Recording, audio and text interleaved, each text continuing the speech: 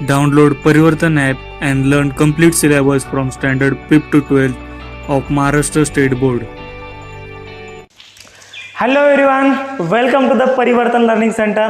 Myself Professor S.R. Pole, popularly known as SP Sir.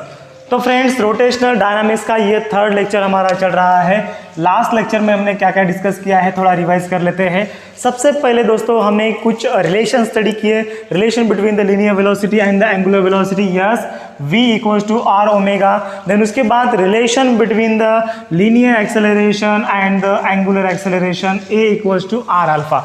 Then उसके बाद हमने uniform circular motion, non uniform circular motion and then उसके बाद दोस्तों हमने स्टडी किया था dynamics of the circular motion. वहाँ पर हमने सेंट्रीपिटल फोर्स का फॉर्मूला देखा। सेंट्रीपिटल फोर्स का फॉर्मूला होता है, क्या होता है, M R omega square minus होता है M R omega square minus M V square upon R होता है and minus M V omega होता है।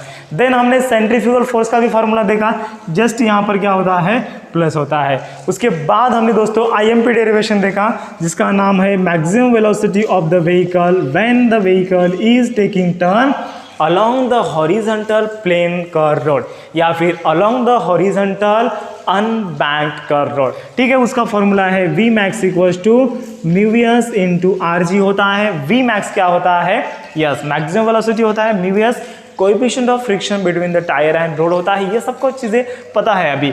r क्या होता है, रेडियस ऑफ कर्वेचर होता है एंड g क्या होता है, एक्सेलरेशन ड्यू टू ग्रेविटी होता है। तो आज के इस वीडियो में हम कुछ आईएमपी डेरिवेशंस देखने वाले हैं, ये भी इंपॉर्टेंट है। वेल ऑफ डेथ जिसको हम बोलते हैं वॉल ऑफ डेथ, हिंदी में जिसको हम बोलते हैं मौत का कुआं। ठीक आहे, तुम्ही खूप साऱ्या यात्रेमध्ये वगैरे विद्यार्थी मित्रांनो पाहिलं असेल मौत का कुआं असतं बघा, गाड्या अशा गुईंग गुईंग गुईंग गुईंग अशा बुलेट वगैरे, आणि मुली पण बुलेट चालवतात एकदम वेल ऑफ डेथमध्ये। ठीक है, तुम्हें बघितला असेल यात्रेमध्ये। सो यहाँ पर हम स्टडी करने वाले हैं, 2 मार्क का क्वेश्चन है, आईएमपी है। तो क्वेश्चन टाइटल लिख लीजिए, यहाँ पर क्वेश्चन मैं लिख कर दे रहा हूँ, ऑब्टेन द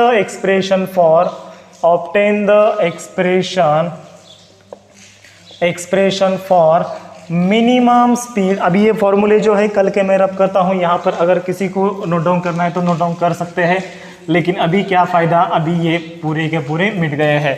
और पहले जो दोस्तों प्रीवियस वीडियोस हैं उसकी लिंक मैंने डिस्क्रिप्शन में दे रखी है, एक सेपरेट प्लेलिस्ट बनाया है 2022 बैच के लिए। जी हाँ, आपके लिए, तो ज़रूर देखना है एंड शेयर ज़रूर करना है। Okay, obtain the expression for minimum speed of vehicle, minimum speed of vehicle in the well of death और wall of death। ठीक है, तो हमें मिनिमम स्पीड फाइंड आउट करना है।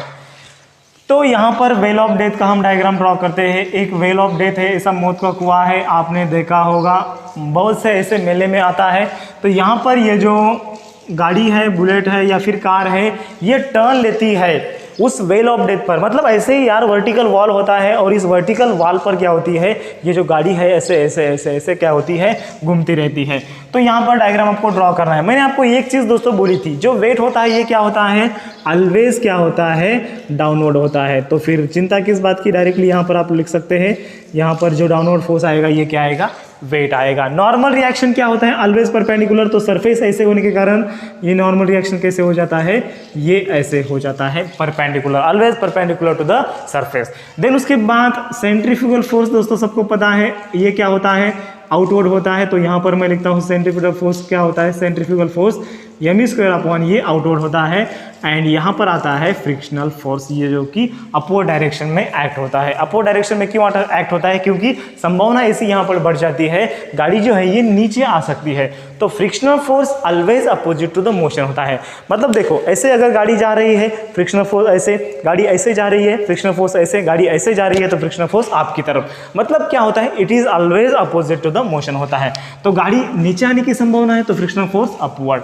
तो दोस्तों सेम फंडा आपको यूज करना है। कौन सा फंडा यूज करना है आपको, upward force equals to downward force and the inward force equals to outward force. ठीक है, जो मैंने पिछले लेक्चर्स में, पिछले डेरिवेशन में आपको बताया था, वही फंडा आपको यूज़ करना है और इसी फंडे के मतलब इस फंडे का आप हेल्प लेके आप दोस्तों ये जो कॉम्प्लिकेटेड डेरिवेशन है ये आप आसान भाषा में कर सकते हैं, ऐसी मुझे गारंटी है। ओके, अभी इसके दोस्तों डिस्क्रिप्शन कैसे लिखने का है। Consider a vehicle having the mass small M is taking turn along the or is taking turn on the well of death or on the wall of death having the radius small r, जिसका radius क्या है, इस well of death का जो radius है दोस्तों क्या है, यहाँ पर मैं लिखता हूँ इसका रेडियस क्या है, ये स्मॉल r है। ठीक है, देन उसके बाद let Fs be the frictional force between the tire and this wall and mg be the weight of the vehicle which is always acts downward. Then उसके बाद capital N be the normal reaction of the vehicle and which is act perpendicular to the surface or which is act perpendicular to the vehicle and then m square upon r is the centrifugal force.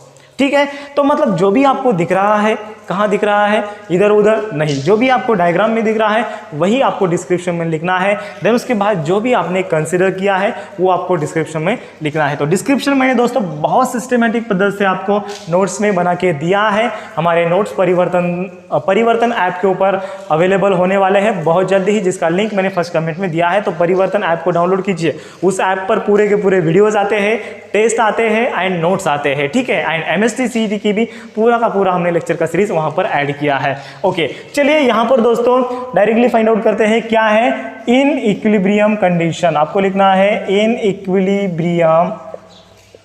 Equilibrium condition. तो जब equilibrium condition आता है तो क्या आता है भैया, inward force equals to क्या होता है, आउटवर्ड फोर्स। तो इनवर्ड फोर्स यहाँ पर क्या है, n equals to outward force क्या है, m स्क्वायर अपॉन r होता है। तो n का वैल्यू आपको पता है दोस्तों, बट n इक्वल्स टू क्या होता है, यस क्या होता है, ठीक है जान दो। n का वैल्यू हम बाद में लिखेंगे, पहले हम क्या करेंगे, upward force equals to downward लिखेंगे। तो यहाँ पर आएगा आउटवर्ड फोर्स इक्वल्स टू यहाँ पर क्या आएगा, डी अप मतलब डाउनवर्ड फोर्स। ओके, चलिए आगे बात ध्यान में। ओके, तो यहाँ पर अपवर्ड फोर्स कौन सा है, अरे यार वो लिखा है मैंने, यू यहाँ पर आएगा ना। तो अपवर्ड फोर्स कौन सा है, Fs आएगा, और डाउनवर्ड फोर्स भैया यहाँ पर कौन सा है, mg आता है। तो Fs का वैल्यू आपको पता है, मैंने आपको बताया था, Fs होता है, Fs इक्वल टू होता है μvs इंटू क्या होता है, नॉर्मल रिएक्शन होता है। तो Fs की जगह पर Fs का वैल्यू जब हम पुट करेंगे तो ये आता है, क्या आता है, ये μvs into n which is equal to आता है mg। और n का वैल्यू क्या है, सो फ्रॉम इक्वेशन 1, तो हम फ्रॉम इक्वेशन 1 से यहाँ पर लिख सकते हैं। तो यहाँ पर लिखिए फ्रॉम इक्वेशन 1, तो इक्वेशन 1 से हम डायरेक्टली लिख सकते हैं ये μvs इंटू n का वैल्यू क्या है, mv square upon r which is equal to ये आएगा mg। अरे यार समझ में आ रहा है, नहीं समझ में आ रहा है, देखो मैंने क्या किया, ये जो n है, ये बॉक्स में का जो n है, इसको n को उठाया, m स्क्वायर अपॉन r को उठाया और यहाँ पर पुट किया, यहाँ पर पुट किया, बाकी equation as it is put up किया। m यहाँ पर कैंसिल होता है, r उधर शिफ्ट होता है एंड μvs उधर शिफ्ट होता है। तो v स्क्वायर इक्वल टू आता है ये rg अपॉन क्या आता है, μvs आता है। ठीक है, और ये जो वेलोसिटी रहता है ये मिनिमम होता है, v मिनिमम इक्वल टू क्या होता है, rg अपॉन ये क्या आता है, μvs आता है। ठीक आहे, आलं लक्षामध्ये सर्वांच्या, ओके। आणि याला काय म्हणायचं, minimum velocity of the vehicle when the vehicle is taking turn along the well of death और वॉल ऑफ डेथ। तो यहाँ पर मिनिमम स्पीड होता है, मतलब मिनिमम इतना स्पीड हमें भैया मेंटेन करना ही पड़ता है। अगर हम नहीं करेंगे तो हमारा ये जो व्हीकल है ना फटाक से नीचे आता है। यस, समजलं सर्वांना, ओके। तर याच्या खाली तुम्हाला लिहायचं, this is the final expression for the minimum velocity of the vehicle when it is taking turn on the well of death और वॉल ऑफ डेथ। तो आपको दोस्तों 2 मार्क मिल जाएंगे। देखो कितना इजी है यार, बहुत इजी है। फिजिक्स दोस्तों ज़्यादा हार्ड नहीं है, लेकिन आपको कंसेप्ट अगर अंडरस्टैंड होते हैं इजी तरीके से, सिंपल लैंग्वेज में, तो आप कर सकते हैं। आसान है, यस बोलिए कैसे है, आसान है। फिजिक्स बिल्कुल आसान है। चलिए, तो आप इसका एक स्क्रीनशॉट ले सकते हैं। उसके बाद आपको यहाँ पर नीचे लिखना है, this is final expression for, this is final expression for क्या आएगा, minimum speed of the vehicle. यहाँ पर देखिए, यहाँ से रिपीट कीजिए, minimum speed of the vehicle in a well of death और वॉल ऑफ डेथ। ओके, तो यहाँ पर आपको 2 मार्क मिल जाएंगे। ठीक है, इसका जो मार्किंग सिस्टम होता है दोस्तों, देखो यहाँ पर इसको आधा मार्क होता है डायग्राम को। देन उसके बाद अगर आप डिस्क्रिप्शन लिखते हैं तो डिस्क्रिप्शन को आधा मार्क होता है। देन उसके बाद ये 2 स्टेप को आधा मार्क होता है एंड फाइनल इसको आधा मार्क होता है। ऐसे दोस्तों आपको 2 मार्क यहाँ पर मिल जाएंगे, ठीक है। उसके बाद हम बहुत ही IMP डेरिवेशन देखने वाले हैं जो कि पिछले सिलेबस में बहुत बार एग्जाम में पूछा गया है, ठीक है। So take the screenshot.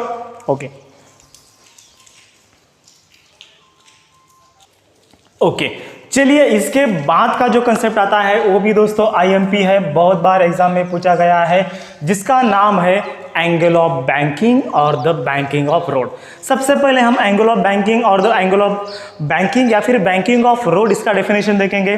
Then उसके बाद उसकी आवश्यकता क्या है भैया, क्योंकि यहाँ पर दोस्तों आपके बुक में एक्सरसाइज का जो फर्स्ट क्वेश्चन है वही दिया है जो कि थ्योरेटिकल क्वेश्चन है। मैं यहाँ पर रीड करता हूँ क्वेश्चन, आप भी देख सकते हैं क्या है क्वेश्चन। जस्ट 1 मिनट, 1 मिनट में दोस्तों मैं क्वेश्चन रीड करता हूँ।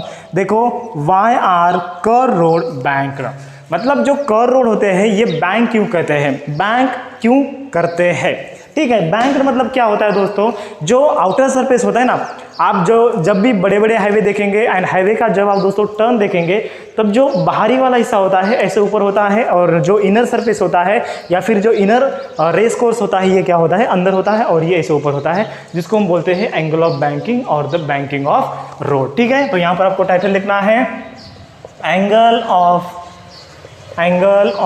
बैंकिंग और बैंकिंग ऑफ रोड। इसका डेफिनेशन क्या आता है दोस्तों, देखिए इस आउटर सरफेस, अगर ये भैया रोड है तो हम क्या कर रहे हैं, ये आउटर सरफेस को हम क्या कर रहे हैं, उसको हम हाइट प्रोवाइड कर रहे हैं, ठीक है। आउटर सरफेस को हम क्या कर रहे हैं, हाइट प्रोवाइड कर रहे हैं, और उसी को हम क्या बोलते हैं, एंगल ऑफ बैंकिंग बोलते हैं। इस थीटा को हम क्या बोलते हैं, एंगल ऑफ बैंकिंग बोलते हैं या फिर बैंकिंग ऑफ रोड बोलते हैं। तो इसका डेफिनेशन कैसे आएगा, डेफिनेशन इंपॉर्टेंट है, सबको लिख कर लेना है। मराठी में मैंने आपको बताया है या फिर हिंदी में मैंने आपको बताया है, क्या है भैया, the outer surface of the road is raised, outer surface को उठाओ ओवर द किसके ऊपर, इनर सरफेस के ऊपर, and that is called as the angle of banking. Okay, so write down the definition, the outer surface of the road, the outer surface of the road, the outer surface of the road is raised over inner surface with some inclination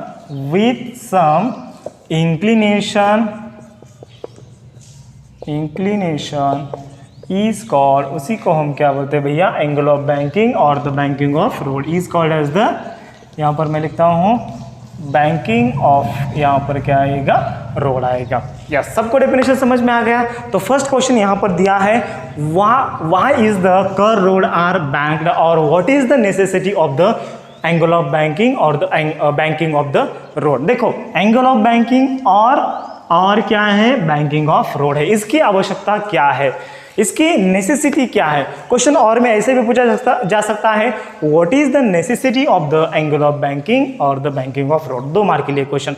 तो क्या भैया जरूरत है, देखो सबसे पहले आपको पता है दोस्तों, आपके पास 2 व्हीलर है, जब आप 2 व्हीलर चलाते हैं या फिर साइकिल चलाते हैं एंड जब टर्न लेते हैं आप कर रोड पर, तब क्या होता है, आप जो साइकिल है या फिर जो आपकी मोटरसाइकिल है उसको आप क्या करते हैं, ऐसे बेंड करते हैं और हाई स्पीड से आप क्या कर लेते हैं, टर्न लेते हैं।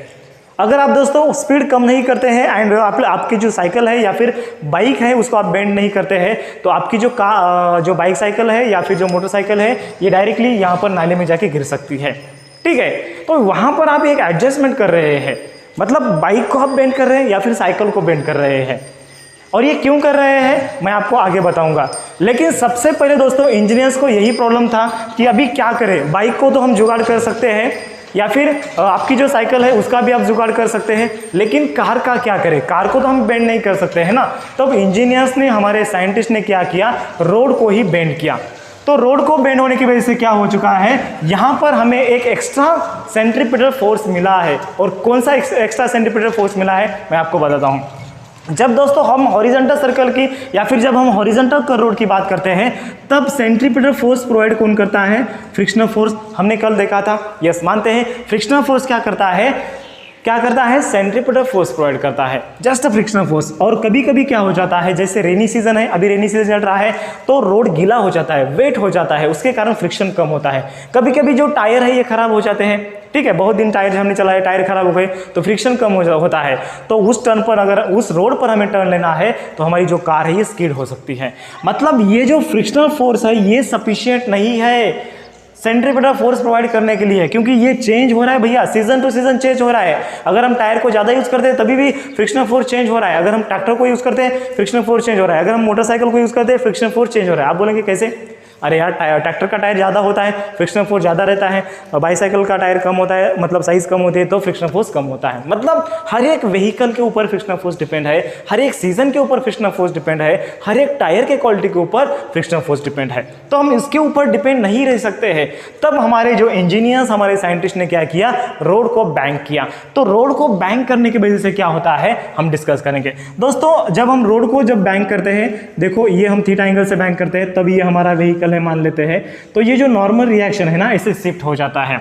और नॉर्मल रिएक्शन का जो एक कंपोनेंट होता है ना, ये जो n साइन थीटा होता है, ये कैसे आ गया हम आगे डिस्कस करेंगे। लेकिन ये जो n साइन थीटा है ना, ये कैसे है, इनवर्ड है, और ये fs भी इनवर्ड है। मतलब ये fs प्लस ये n साइन थीटा, ये दोनों मिला के अभी क्या कर रहे हैं, सेंट्रीपिटल फोर्स प्रोवाइड कर रहे हैं। मतलब सेंट्रीपिटल फोर्स प्रोवाइड कर रहे हैं, मतलब हमारी जो गाड़ी है ये अंदर आ रही है, मतलब रोड पर सेफली टर्न ले रही है, ये स्किड नहीं हो रही है, नाले में जाके नहीं गिर रही है। ये सबको समझ में आ गया मेरे मतलब कहने का तात्पर्य क्या है। So that's why the angle of banking और the banking of road is necessary. तो उसकी वजह से उसकी आवश्यकता होती है, and it is the reason और it is the answer of the why the curve road are banked. सबको समझ में आ गया फर्स्ट क्वेश्चन का मीनिंग या फिर फर्स्ट क्वेश्चन का आंसर सबको समझ में आ गया? ओके, डेफिनेशन सबको समझ में आ गया। चलिए इसके बाद हम बहुत ही IMP डेरिवेशंस लेने वाले हैं। 2 डेरिवेशन लेने वाले हैं, एक विदाउट कंसिडरिंग फ्रिक्शन एंड एक बाय कंसिडरिंग द फ्रिक्शन। ठीक है, आप इसको नोट डाउन कर सकते हैं। ओके, चलिए यहाँ पर हम डायरेक्टली स्टार्ट करते हैं। आगे का जो कंसेप्ट है ये भी IMP है। यहाँ पर मैं क्वेश्चन लिख रहा हूँ, ऑब्टेन द एक्सप्रेशन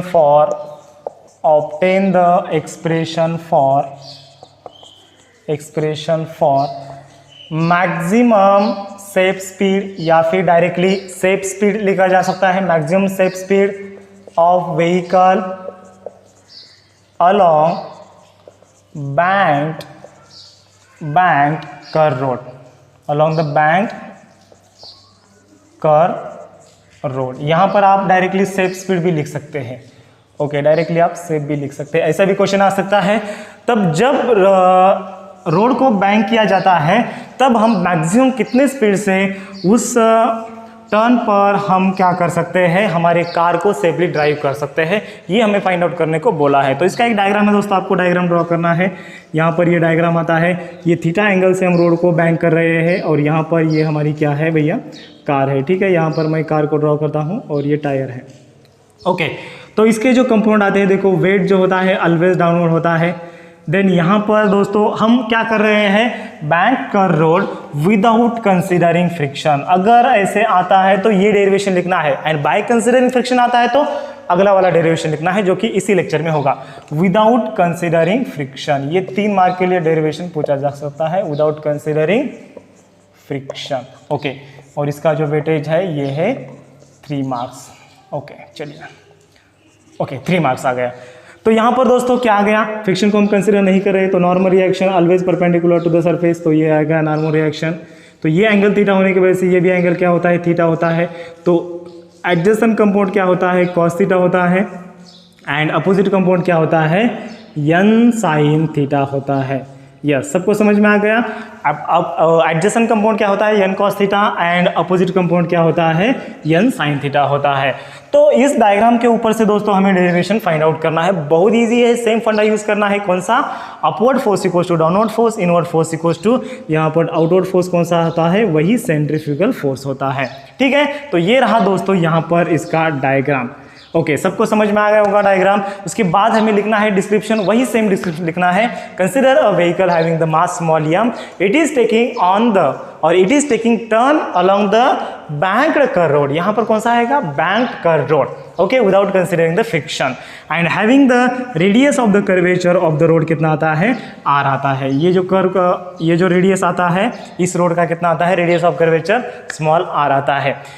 देन उसके बाद हम लिखेंगे capital N be the normal reaction which is always perpendicular to the surface, then theta be the angle of banking. ये थीटा क्या है भैया, थीटा यहाँ पर आपको लिखना है एंगल ऑफ बैंकिंग है। और ये जो पूरा का पूरा डिस्क्रिप्शन है मैंने नोट्स में लिखा है, मतलब लिखा है, मतलब लिखा है, ओके ठीक है। अभी मेरी जो हिंदी है थोड़ी गुलाबी हिंदी है, आप समझ सकते हैं, ओके। देन उसके बाद एम स्क्वायर अपॉन आर क्या होता है, एम स्क्वायर अपॉन आर होता है सेंट्रीफ्यूगल फोर्स होता है, एंड एन साइन थीटा क्या होता है, ये सेंट्रीपिटल फोर्स होता है। तो यहाँ पर आपको डायरेक्टली लिखना है, मेन डेरिवेशन आपको लिखना है। ये हो गया पूरा लाभ चीजें, लाभ चीजें मतलब जो आपको दिख रहा है डायग्राम में वही आपको डिस्क्रिप्शन में लिखना है, ठीक है। और मैं यहाँ पर दोस्तों डिस्क्रिप्शन आपको लिख के देता, लेकिन टाइम लगता है और हमारे जो लेक्चर्स है एक चैप्टर होने को महीना लग सकता है, लेकिन हमें दोस्तों दिसंबर एंडिंग तक पूरा का पूरा आपका सिलेबस खत्म करवाना है और मैं दोस्तों करवा के रहूँगा, ओके, आप ट्रस्ट कीजिए, ओके। देन उसके बाद आपको लिखना है इन इक्विलिब्रियम कंडीशन। तो इक्विलिब्रियम कंडीशन में क्या आएगा, upward force equals to downward, upward force equals to यहाँ पर क्या आएगा, डाउनवर्ड फोर्स। तो अपवर्ड फोर्स कौन सा है भैया, यहाँ पर अपवर्ड फोर्स है एन कॉस थीटा और डाउनवर्ड फोर्स कौन सा है, एम जी है।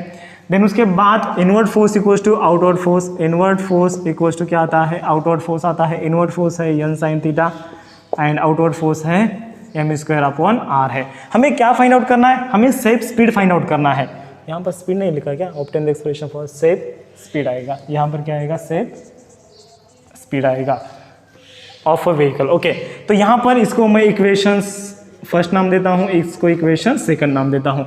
तो मुझे डिवाइड इक्वेशन 1/2 करना पड़ेगा क्या, नहीं, क्या करना पड़ेगा, divide equation second by first करना पड़ेगा। अगर मैं ऐसे करता हूँ तो ये v जो है ये न्यूमरेटर में जाता है और हमें v फाइंड आउट करना है, ठीक है। तो यहाँ पर आप लिख सकते हैं ऐसे, divide equation second by first, ठीक है। तो क्या आएगा, यहाँ पर सेकंड ऊपर लिख लीजिए एन साइन थीटा अपॉन, ये फर्स्ट इक्वेशन क्या आएगा यहाँ पर N cos theta which is equal to second equation लिख लीजिए M square upon R upon ये क्या आता है, एम जी आता है। यहाँ पर M cancel, N cancel, sine by cos क्या होता है, टैन होता है। तो क्या आएगा भैया, टैन थीटा इक्वल्स टू, और ये जो आर है इसकी डिनोमिनेटर में जाता है। ये सबको पता है, अभी ज़्यादा चीज़ें मतलब समझाने के पास मुझे भी वक्त नहीं है और आपके पास भी वक्त नहीं है समझ, मतलब इतना सारा पूरा डिटेल में जाने के लिए, ठीक है। अरे यार आर नीचे जाता है, वी स्क्वायर अपॉन आर जाता है, तो हमें वी फाइंड आउट करना है। तो यहाँ पर अगर हम थीटा फाइंड आउट करें तो क्या आता है, थीटा इक्वल्स टू आता है tan inverse of V square upon R G. अगर आपको पूछा गया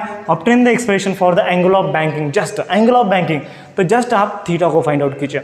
अगर आपको पूछा गया शेप स्पीड फाइंड आउट करना है तो वी को फाइंड आउट कीजिए, ठीक है। तो ये आएगा, this is the expression for the, this is the final expression for the angle of banking. तो यहाँ पर आप लिख सकते हैं this is final expression for, final expression for angle of banking, ठीक है। नोट्स मटेरियल में दिया है। देन उसके बाद यहाँ पर वी स्क्वायर यहाँ पर रख लीजिए, आर जी को इधर शिफ्ट कीजिए तो क्या आएगा, वी स्क्वायर इक्वल टू आता है आर जी टैन थीटा आता है। देन उसके बाद आगे क्या आता है दोस्तों, देखो v इक्वल टू आता है under root of R G, ये क्या आता है, टैन थीटा आता है, और ये क्या होता है, this is the safest speed होता है, v safe equal to under root of R G tan theta, and this is the final expression for the safe speed of a vehicle along the banked curve road without considering the friction. यहाँ पर हम यूवीएस को, FS को consider कर रहे हैं क्या, ना। तो हमने यहाँ पर फाइंड आउट किया है, तो ये 3 मार्क का डेरिवेशन हमारा यहाँ पर एंड हो चुका है। देन उसके बाद दोस्तों आगे का जो पार्ट है उसमें हम बाय कंसिडरिंग द फ्रिक्शन हम कंसिडर करने वाले हैं। मतलब जब हम फ्रिक्शन को कंसिडर करते हैं तब हमारा ये जो V मैक्स है या फिर V मिनिमम है उसका स्पीड क्या आएगा, ये हम फाइंड आउट करेंगे, ठीक है। तब तक आप इसका एक स्क्रीनशॉट ले सकते हैं। Okay, so take the screenshot, tick tick 1, tick tick 2 and tick tick 3। तो चलिए ले लिया स्क्रीनशॉट। तो दोस्तों इसके आगे का जो डेरिवेशन है ये बहुत बड़ा है, क्योंकि इसमें हम 2 पार्ट स्टडी करने वाले हैं, V मैक्सिमम, V मिनिमम।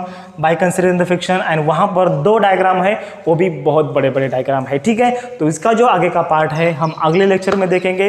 तो हमारा जो लेक्चर है ये डेली दोस्तों शाम को 8 बजे आएगा without any gap, just Sunday को हमारा छुट्टी रहेगा। ओके, ठीक है। तो चलिए, have a nice day, bye bye, enjoy कीजिए, स्टडी करते रहिए। Okay, thank you. Download Parivartan app and learn complete syllabus from standard 5th to 12th of Maharashtra State Board.